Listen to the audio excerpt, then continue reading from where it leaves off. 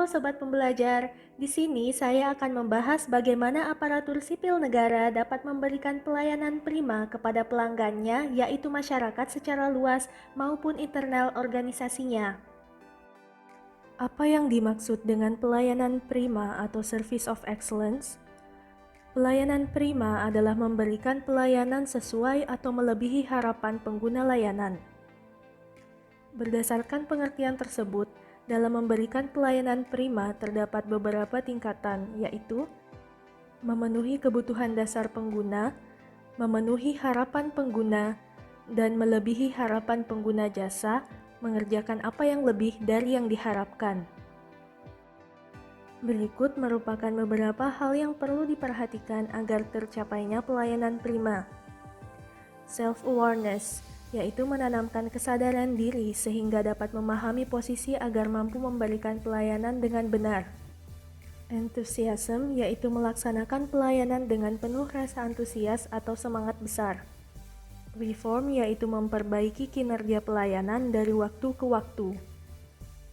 Value, yaitu memberikan pelayanan yang mempunyai nilai tambah. Impressive, yaitu menampilkan diri secara menarik tetapi tidak berlebihan. Care, yaitu memberikan perhatian atau kepedulian kepada pelanggan secara optimal. Dan evaluation, yaitu mengevaluasi pelaksanaan layanan. Selanjutnya adalah beberapa tata cara aparatur sipil negara dalam memberikan pelayanan prima. Yang pertama adalah tata cara menghadapi orang lain.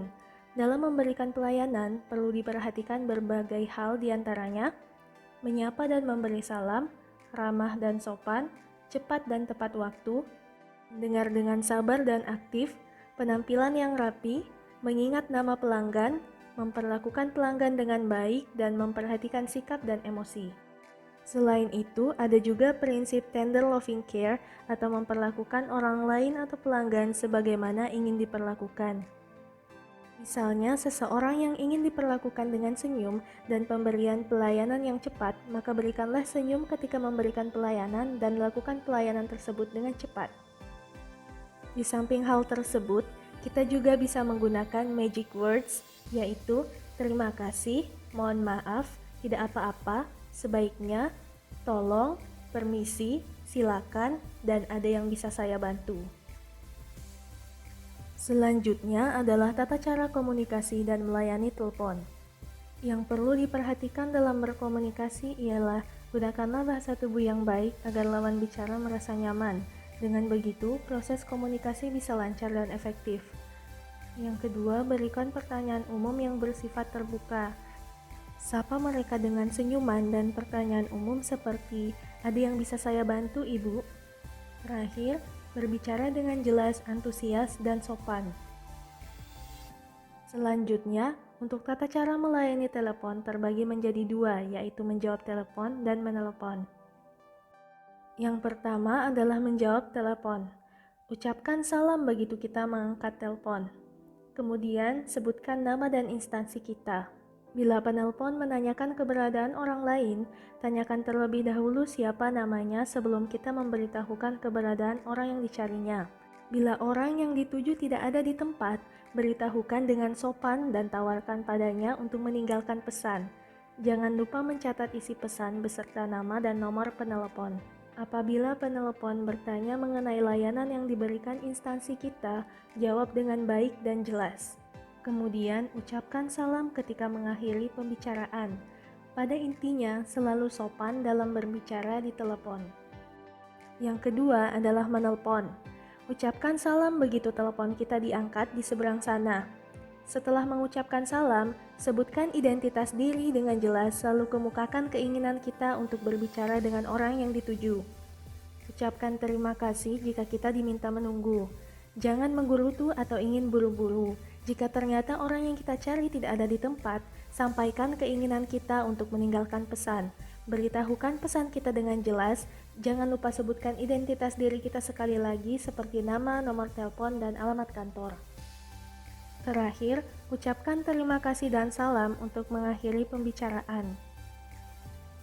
Selanjutnya, hal-hal yang perlu diperhatikan atau dilakukan oleh ASN dalam bertelepon antara lain menyiapkan bahan pembicaraan sebelum menelepon, mengucapkan salam sebagai pembuka kata, menggunakan nada suara yang ramah dan wajar, menyebutkan identitas diri atau instansi pemerintah kita, melakukan pembicaraan yang ringkas dan tertuju pada soal yang penting saja, menggunakan kalimat atau kata-kata yang jelas, tidak bertele-tele dan mudah dipahami, menggunakan bahasa yang baik dan volume suara yang cukup, dan mengakhiri setiap pembicaraan dengan ucapan terima kasih ataupun ucapan salam. Sebaliknya, hal-hal yang perlu dihindari atau tidak boleh dilakukan oleh ASN dalam bertelepon antara lain, menganggap bahwa panggilan telepon merupakan gangguan pekerjaan, membiarkan telepon berdering terlalu lama, menggunakan suara yang keras dan bernada kesal atau marah, melakukan pembicaraan dengan seseorang sambil menelpon dengan orang lain, melakukan pembicaraan terlalu cepat sehingga sulit dipahami, menghentikan pembicaraan yang masih belum selesai secara tiba-tiba, dan menutup gagang telepon dengan keras sehingga menimbulkan suara. Dan yang terakhir adalah tata cara menghadapi keluhan. Dalam memberikan pelayanan, tak luput dengan adanya berbagai keluhan dari pelanggan. Maka dari itu, hal-hal yang dapat dilakukan dalam menghadapi situasi tersebut antara lain, yang pertama, mendengarkan dengan baik, yaitu memberikan perhatian secara penuh atau fokus pada pelanggan dan jangan mengerjakan hal lain. Pahami apa yang mereka katakan dan dapatkan hal-hal yang spesifik, serta bisa juga dicatat. Yang kedua, biarkan mereka berbicara. Jangan menyela, jangan menjelaskan, mempertahankan diri, atau memberikan penilaian. Mereka tidak peduli dengan masalah yang terjadi pada organisasi kita, dan mereka tidak menginginkan cerita versi kita. Mereka marah dan ingin melampiaskannya, jadi biarkanlah demikian. Yang ketiga, meminta maaf dengan tulus. Meskipun bukan kita yang menyebabkan masalah dalam situasi ini, sebaiknya kita meminta maaf. Meminta maaf ini karena pelanggan mengalami hal yang tidak menyenangkan.